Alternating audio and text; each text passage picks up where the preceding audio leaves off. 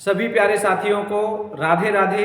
प्रद्योत गुरुकुल में आपका हार्दिक स्वागत है। मैं हूं प्रद्योत और आज आपसे फिर से चर्चा करने के लिए उपस्थित हैं। आज हम आपके लिए लेकर आए हैं बेहतरीन कंटेंट वाली एक और क्लास। जी हाँ, एनसीईआरटी पर आधारित। कल हमने आपको एक क्लास दी थी जो आपको बहुत पसंद आई, आपने बहुत अच्छे कमेंट किए, उसके लिए हृदय से धन्यवाद। और आज हम फिर से लेकर आए हैं। कल गद्य पर आधारित थी, आज पद्य पर आधारित क्लास है और आज की क्लास फिर से बहुत महत्वपूर्ण होने वाली है। एनसीईआरटी पर आधारित है और ये TGT, PGT, NET, JRF, RPSC, Bihar, Madhya Pradesh, Uttarakhand आदि राज्यों की हिंदी साहित्य की सभी परीक्षाओं के लिए बेहद खास होने वाली है। तो चलिए बिना किसी देर के सभी साथी शीघ्रता से जुड़ जाइए और शुरुआत करते हैं। आज फिर हमने प्रश्नों को लिखा हुआ है, आप उत्तर देंगे। उत्तर आ रहे हैं तो बहुत अच्छी बात है, नहीं आ रहे हैं तो कोई बात नहीं है, परेशान होने की बात नहीं है। हम कुछ नया सीखेंगे, कुछ हम पुराना रिवाइज भी करेंगे। ठीक है, जो परीक्षा के लिए उपयोगी है, जो हमारे लिए उपयोगी है, उसे हम जानने की कोशिश करेंगे। चलिए तो बिना किसी देर के चलते हैं सीधे सीधे इस टॉप कंटेंट वाली क्लास की ओर। एनसीईआरटी आधारित हिंदी साहित्य का इतिहास। ठीक है, पहला प्रश्न स्क्रीन पर आपको दिख रहा है। चंद्र गहना से लौटती बेर। चंद्र गहना से लौटती बेर। चंद्र गहना से लौटती बेर के रचयिता हैं। चंद्र गहना से लौटती बेर ये कविता है और इसके रचयिता कौन है ये पूछे जा रहे हैं।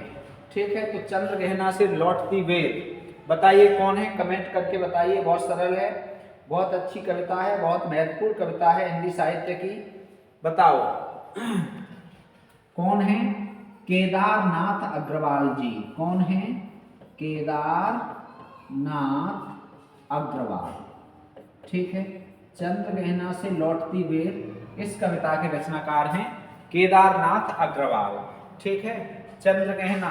अब देखो चंद्र किसका गहना है, याद कैसे करेंगे, थोड़ी सी ट्रिक समझ लो। चंद्र का अर्थ चंद्रमा, गहना का मतलब आभूषण।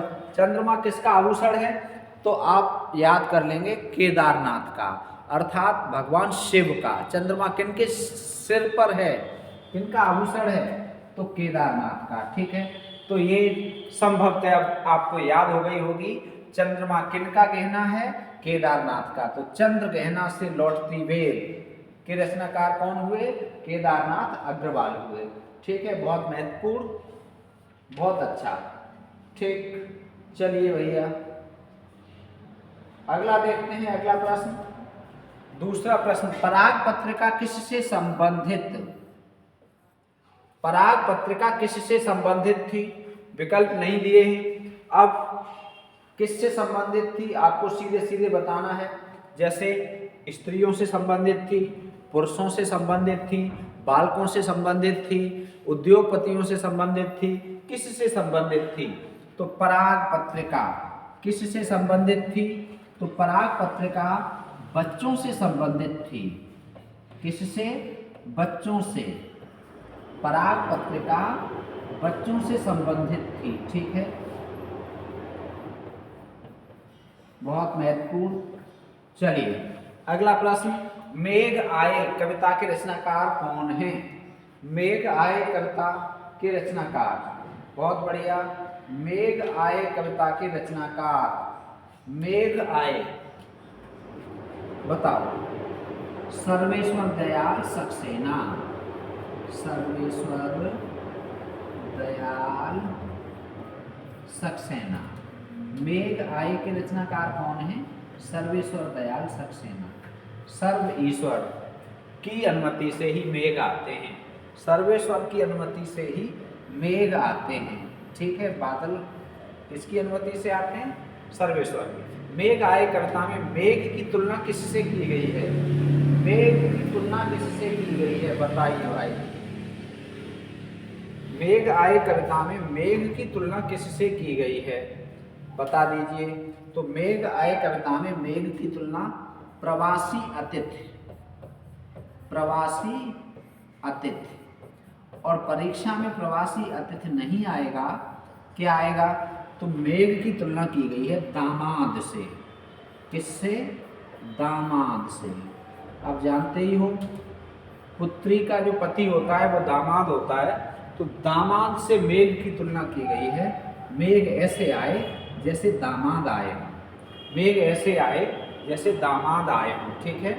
तो दामाद आते हैं तो चारों तरफ उनका स्वागत होता है, खिड़कियां खोल खोल के लोग देखते हैं। तो मेघ से आने से पहले हवा आती है, हवा से खिड़कियां खुल जाती, इस तरह का यहाँ इन्होंने वर्णन किया है। तो ये बहुत महत्वपूर्ण कंटेंट, ठीक है, बहुत शानदार। चलिए अब देखते हैं अगला। मेघ आए कविता में प्रयुक्त अलंकार। मेघ आए कविता में प्रयुक्त अलंकार कौन सा है? तो मेघ आए कविता में प्रयुक्त अलंकार कौन सा है? बहुत महत्वपूर्ण, हमने आपको बता दिया। मेघ वैसे आए जैसे दामाद आए, जामाई, ठीक है। मेघ वैसे आए जैसे दामाद आए, और जब मेघ को दामाद बना दिया गया तो क्या हुआ?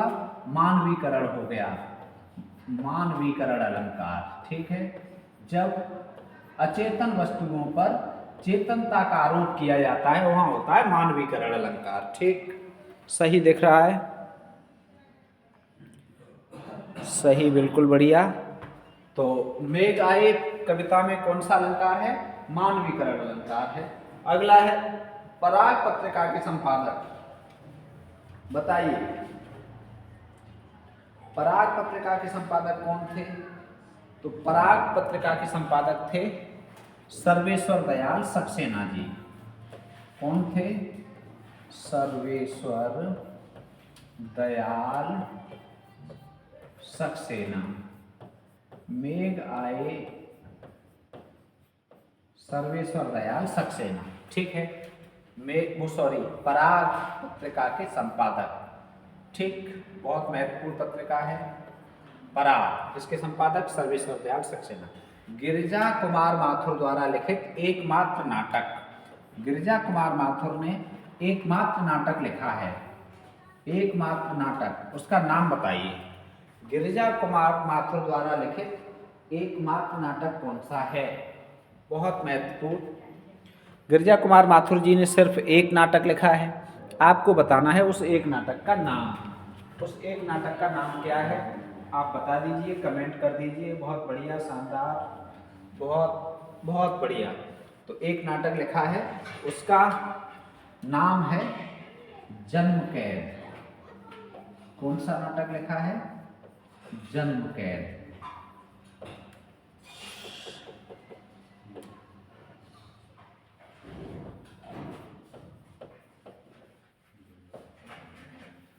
जन्म कैद, कौन सा नाटक लिखा है? जन्म कैद, ठीक है। चलिए भैया जी, जन्म कैद हो गया। छाया मत छूना, छाया मत छूना, इस कविता के रचनाकार, देखिए इस क्लास की पीडीएफ हम आपको दे देंगे, और कल वाली क्लास की पीडीएफ भी हमने आपको शेयर कर दी है टेलीग्राम चैनल पर, ठीक है। लिंक हम बाद में देंगे टेलीग्राम चैनल का। छाया मत छूना कविता के रचनाकार कौन है? तो छाया मत छूना कविता के रचनाकार कौन है? बहुत महत्वपूर्ण कविता है, कौन है? गिरिजा कुमार माथुर, गिरिजा कुमार माथुर, ठीक है। गिरिजा कुमार माथुर क्या है? छाया मत छूना, बहुत महत्वपूर्ण कविता। नागार्जुन का मूल नाम क्या है? बहुत महत्वपूर्ण है, इसे आप सब जानते होंगे, बहुत बार पूछा जाता है। तो वैद्यनाथ मिश्र, मूल नाम क्या है नागार्जुन का? वैद्यनाथ मिश्र, ठीक है। और ये मैथिली में भी लिखते थे, यात्री नाम से लिखते थे ये, ठीक है। और ये बहुत महत्वपूर्ण कवि हैं, इन्हें आधुनिक कबीर भी कहा जाता है। फसल और यह तंदुरुस्त मुस्कान, इन कविताओं के रचनाकार कौन हैं? फसल और यह तंदुरुस्त मुस्कान, फसल और यह तंदुरुस्त मुस्कान, इन कविताओं के रचनाकार कौन हैं? बताओ, फसल कविता के रचनाकार कौन हैं और यह तंदुरुस्त मुस्कान इस कविता के रचनाकार कौन हैं? तो इन दोनों ही कविताओं के रचनाकार हैं बाबा नागार्जुन, ठीक है। ढक्कन, ढक्कन नाम रख दिया था इनके पिता की संतानें जीवित नहीं रहती थी, इसलिए इनका नाम ढक्कन रख दिया था। चलो, नागार्जुन का मैथिली में नवीन भाव बोध की रचनाओं का प्रारंभ किस काव्य संग्रह से माना जाता है? समझने का प्रयास करें। नागार्जुन का मैथिली में, मैथिली भाषा में नवीन भावबोध की रचनाओं का प्रारंभ किस काव्य संग्रह से माना जाता है? मतलब नागार्जुन ने नवीन भावबोध की जो रचनाएं हैं वो किस काव्य संग्रह में शुरू की हैं? प्रारंभिक पूछा जा रहा है, प्रारंभ कौन सा काव्य संग्रह है? तो ये आपको बताना है। काफी अच्छा प्रश्न है।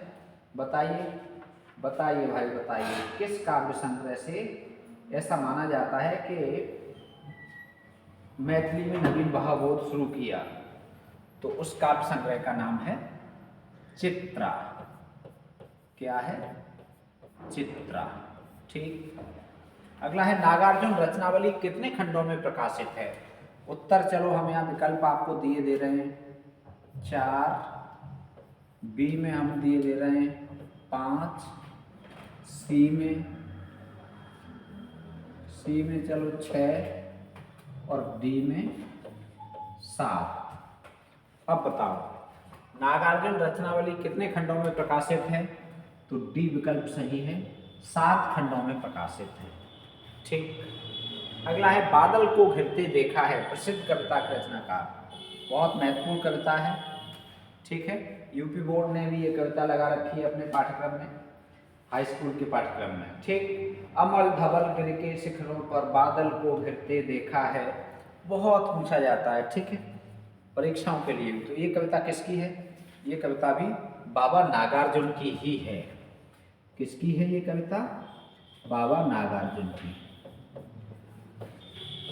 बादल को घिरते देखा है। अगला है, नागार्जुन किस मासिक पत्र के संपादक रहे?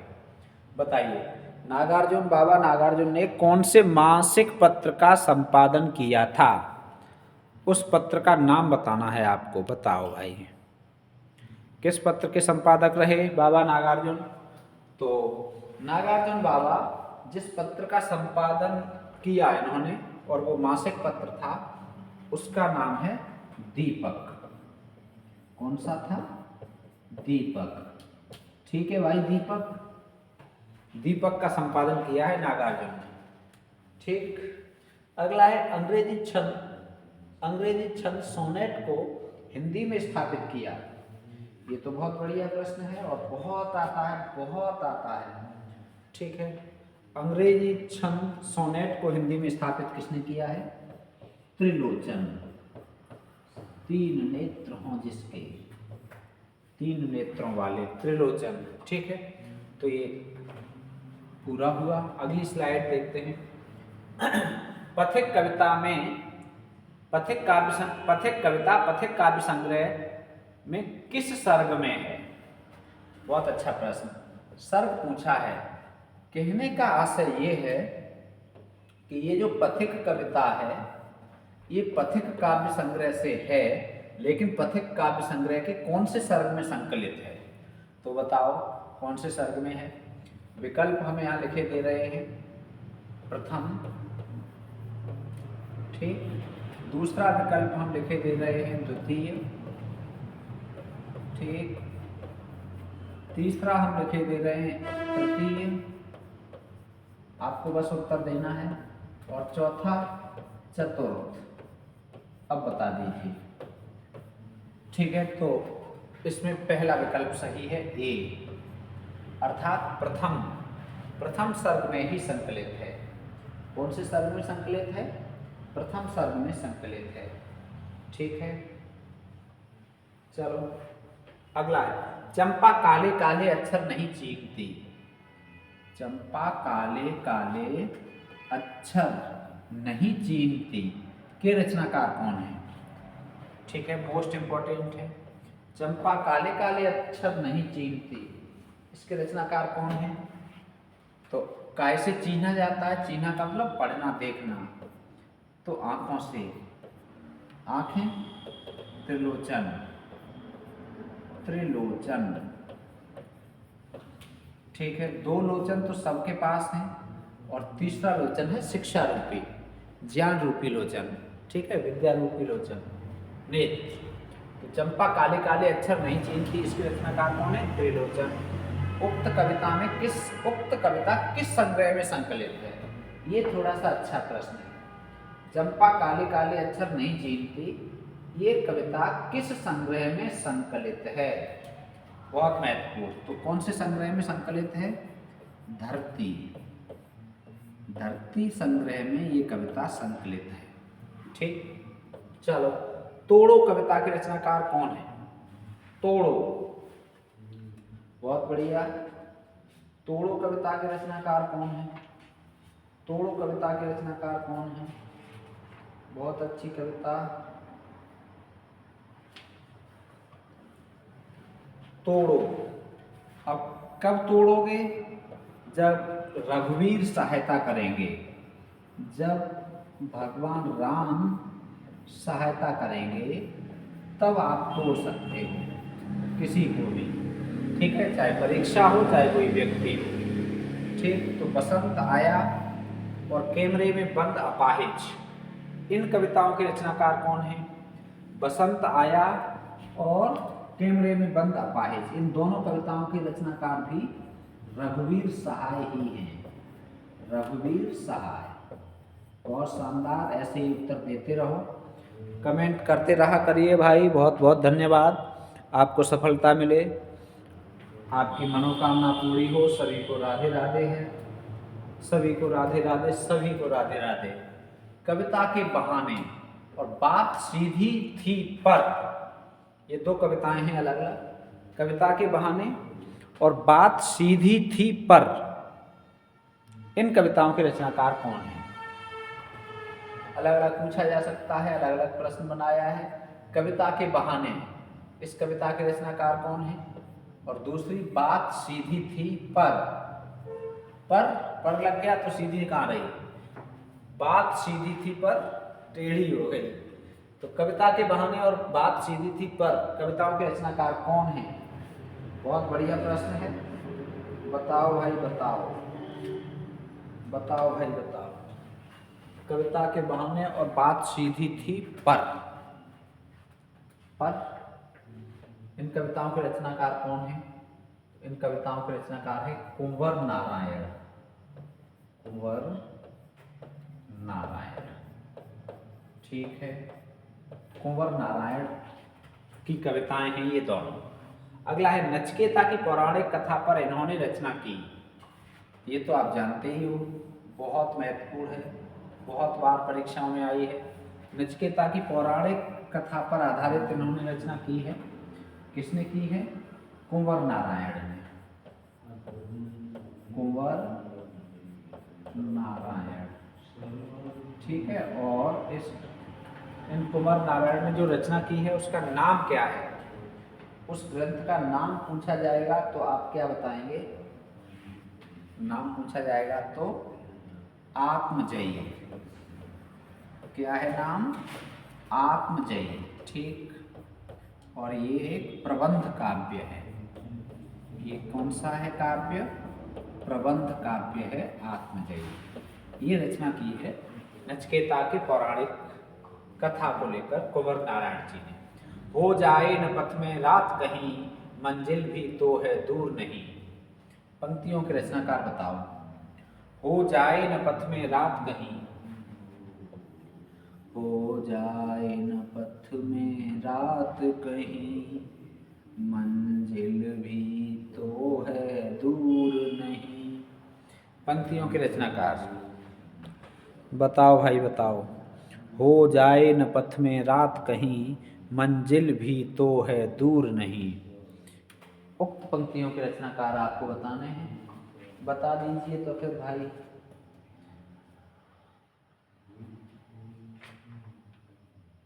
बताओ उक्त पंक्तियों के रचनाकार कौन है? बहुत महत्वपूर्ण पंक्तियां हैं। हरिवंश राय बच्चन जी। हरिवंश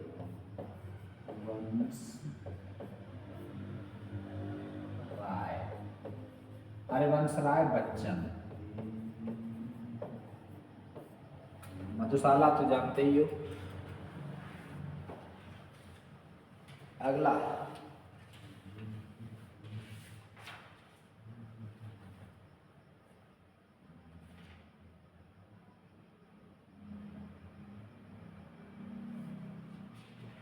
चलो भाई अगला बताओ, विषंड का अर्थ क्या है? विषंड का अर्थ क्या है ये आपको बताना है, बहुत अच्छा है, बताओ। अगला प्रश्न, बोलो भाई, विषंड का अर्थ क्या है बताओ। इस शब्द का अर्थ क्या है? इसका अर्थ है दुखी। क्या है? दुखी। बे आंखें कविता के रचनाकार कौन हैं? बे आंखें कविता के रचनाकार कौन हैं? बताइए भाई। बे आंखें सुमित्रा नंदन पंत। कौन है? सुमित्रा नंदन पंत जी हैं बे आंखें कविता के रचनाकार। ठीक, चलो अगला, कैदी और कोकिला के रचनाकार कौन है? कैदी और कोकिला के रचनाकार कौन है आपको बताना है, बहुत महत्वपूर्ण कविता है कैदी और कोकिला। तो कैदी और कोकिला के रचनाकार बोलो भाई बोलो, कौन है? माखनलाल चतुर्वेदी। कौन है? माखनलाल चतुर्वेदी। कैदी और कोकिला के रचनाकार माखनलाल चतुर्वेदी। हाथ पीले कर लिए हैं ब्याह मंडप में पधारी। हाथ पीले कर लिए हैं ब्याह मंडप में पधारी। कौन? किसने हाथ पीले कर लिए हैं और ब्याह मंडप में कौन पधारी है ये बताओ आप। बहुत बढ़िया, हाथ पीले कर लिए हैं ब्याह मंडप में पधारी। फाग गाता मास फागुन आ गया है आज जैसे। देखता हूँ मैं स्वयंवर हो रहा है। प्रकृति का अनुराग अंचल हिल रहा है। इस फिल्म में दूर व्यापारिक नगर में प्रेम की पूरी भूमि उपजाऊ अधिक है और पैरों के तले एक पोखर उठ रही इसमें लहरियाँ। नील तल में जो उगी हैं घास पूरी ले रही हुए भी लहरियाँ। बताओ किसके हाथ पीले, किसने हाथ पीले कर लिए हैं बताइए, कौन है? तो सरसों। कौन है? सरसों। और सरसों का लिंग क्या है आप कमेंट में बताइए। सरसों पुल्लिंग है या स्त्रीलिंग है? उपरोक्त पंक्तियों के रचनाकार कौन है? उपरोक्त पंक्तियां हैं, हाथ पीले कर लिए हैं ब्याह मंडप में पधारी, केदारनाथ अग्रवाल जी की। केदारनाथ अग्रवाल की पंक्तियां हैं ये। ठीक है, तो ये महत्वपूर्ण क्लास, महत्वपूर्ण तथ्य आपको इतने उपलब्ध हुए। यदि इसकी पीडीएफ चाहिए तो प्रद्योत गुरुकुल टेलीग्राम चैनल को सब्सक्राइब करें। आपको कल की पीडीएफ हमने दे दी है, मिल गई होगी संभवतः। टेलीग्राम चैनल को सब्सक्राइब करें। ठीक है,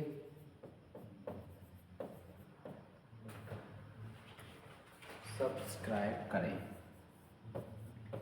चैनल पर पहली बार आए हैं तो इस YouTube चैनल को सब्सक्राइब कर लें। यदि वीडियो आपको अच्छी लगती है तो लाइक करें, उपयोगी लगती है तो दोस्तों को शेयर करें। ठीक है, और आपने पूरी वीडियो देखी, पूरे मन से देखी और एक अच्छा सा कमेंट भी आपने किया है, उस सब के लिए आपको दिल से धन्यवाद। ठीक है, मिलेंगे फिर। स्वस्थ रहिए, मस्त रहिए, व्यस्त रहिए, पढ़ते रहिए। हिंदी बोलिए, हिंदी गुनिए, हिंदी जानिए, हिंदी सीखिए। राधे राधे। जय हिंदी, जय भारत।